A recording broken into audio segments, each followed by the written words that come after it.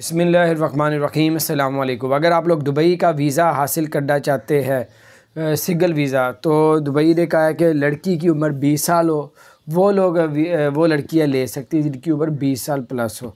और अगर किसी बंदे ने लड़के ने वीज़ा लेना है तो 50 साल से अगर उसकी कम उम्र होगी, सिंगल अगर अप्लाई करेगा उसका वीज़ा रिजेक्ट कर दिया जाएगा।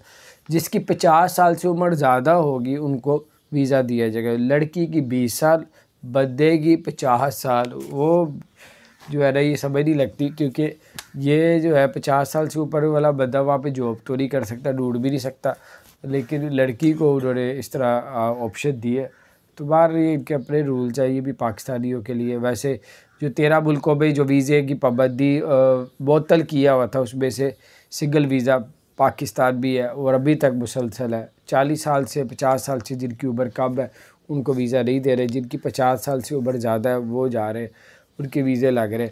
और अगर फिर भी आप लोगों ने लगवाना है तो आप अपनी फैमिली के साथ अप्लाई करेंगे तो आपका वीज़ा लग सकता है। तो बाहर ये कुछ अपडेट्स ही मैंने कहा आपके साथ शेयर करूँ। अपना ख्याल रखें। अगर चैनल को सब्सक्राइब नहीं किया ज़रूर सब्सक्राइब करें।